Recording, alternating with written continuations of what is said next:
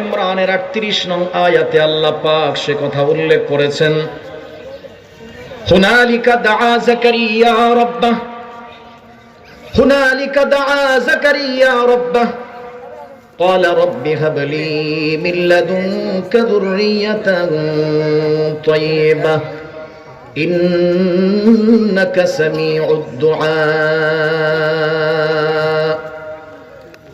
পয়গম্বর জাকারিয়া আলাইহিস সালাম আল্লাহর কাছে দোয়া করতে লাগলেন, আল্লাহ আপনার পক্ষ থেকে আমাকে একটা পবিত্র সন্তান দান করেন। ওদিকে ইব্রাহিম আলাইহিস সালাম আল্লাহর কাছে সুসন্তান চাইলেন, নেক সন্তান চাইলেন, আর পয়গম্বর জাকারিয়া আলাইহিস সালাতু ওয়াস সালাম আল্লাহর কাছে পবিত্র সন্তান চাইলেন। শব্দ ভিন্ন হলেও উভয় জনের উদ্দেশ্য এবং মতলবটা একই।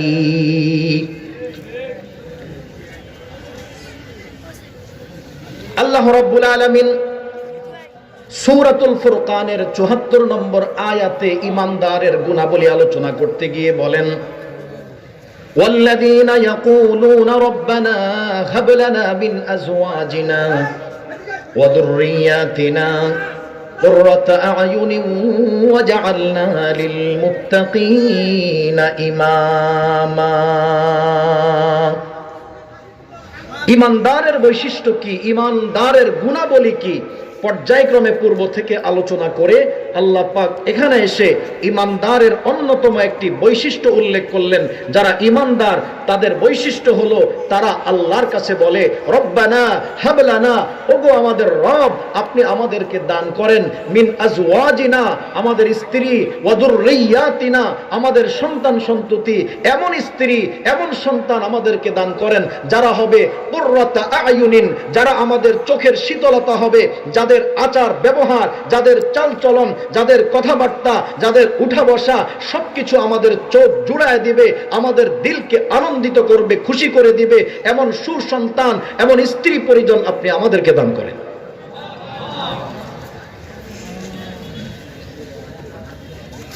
তাহলে ঈমানদারের বৈশিষ্ট্য আল্লাহর কাছে সুসন্তান চাওয়া। পয়গম্বরদের বৈশিষ্ট্য তারাও আল্লাহর কাছে সুসন্তান চেয়েছেন, পবিত্র সন্তান চেয়েছেন। লক্ষ্য করার বিষয়, কোথাও উল্লেখ করা হয়নি ছেলে নাকি মেয়ে, ছেলের কথাও বলা হয়নি, মেয়ের কথাও বলা হয়নি, বলা হচ্ছে সুসন্তান, বলা হলো সুসন্তান। বোঝার বিষয়, আল্লাহর কাছে সুসন্তান চাওয়া ছেলে আর মেয়ে নির্দিষ্ট করে নয়।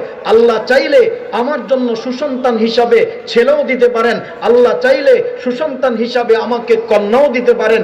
কন্যা হওয়া আমার জন্য অকল্যাণের নয়, ছেলে হও আমি এটা নিশ্চিত করতে পারি না ছেলে আমার জন্য কল্যাণের। কোন সন্তান, ছেলে নাকি মেয়ে, কে আমার জন্য কল্যাণের হবে, মঙ্গলজনক হবে, দুনিয়া আখিরাতে আমার মঙ্গলের এবং নাজাতের উসিলা হবে, এটা একমাত্র কে জানেন? এটা তো আরব জাতির স্বভাব ছিল জাহিলিয়াতের যুগে। ইসলামের পূর্বে ওদের যখন কন্যা সন্তান হতো ওরা চেহারাটা মলিন করে ফেলতো, মেয়ে সন্তানের সংবাদে আনন্দিত হতো না, মনটা মলিন করে ফেলতো, গোমরা করে ফেলতো, অসন্তুষ্ট হতো। কোরআনুল কারীমে আল্লাহ পাক তাদের সেই স্বভাবের কথা উল্লেখ করেছেন, وَإِذَا بُشِّرَ أَحَدُهُم بِالْأُنثَى ظَلَّ وَجْهُهُ مُسْوَدًّا وَهُوَ كَظِيمٌ। আল্লাহ বলেন তাদের স্বভাব ছিল ওদের কাছে যখন কন্যা সন্তানের সংবাদ দেওয়া হতো ওদের চেহারাটা কালো হয়ে যেত, রাগ আর ক্ষোভে ওদের চেহারার মলিনতা চলে আসতো, উজ্জ্বলতা যেন নষ্ট হয়ে যেত। বন্ধু, আসলে আল্লাহ পাক ইচ্ছা করলে কাউকে কন্যা সন্তান দান করেন, আল্লাহ চাইলে কাউকে ছেলে সন্তান দান করতে পারেন, আল্লাহ চাইলে কাউকে ছেলে মেয়ে উভয়টা দান করতে পারেন, আল্লাহ চাইলে কাউকে বন্ধা বানায় রাখতে পারেন, ছেলেও না দিয়ে মেয়েও না দিয়ে, কোন ধরনের সন্তান না দিয়ে। আল্লাহ চাইলে কাউকে সম্পূর্ণ বন্ধাও বানায় রাখতে পারে। আল্লাহ রাব্বুল আলামিন কোরআনুল কারীমের সূরাতুশ শূরার মধ্যে উল্লেখ করেছেন, ইয়াহাবু লিমান ইয়াশাউ ইনাসা ওয়া ইয়াহাবু লিমান ইয়াশাউ যুকুর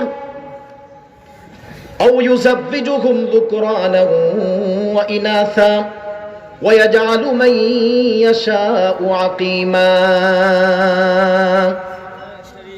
আল্লাহ রাব্বুল আলামিন ঘোষণা করলেন, আল্লাহ চাইলে কাউকে কন্যা সন্তান আল্লাহ দিতে পারেন। প্রথমেই আল্লাহ কন্যা সন্তানের কথাটা বললেন, যেহেতু আমাদের দিলের ভিতরে কন্যা সন্তানের প্রতি একটা অসন্তুষ্টি ভাব আছে, অপছন্দেগী ভাব আছে, নারাজি ভাব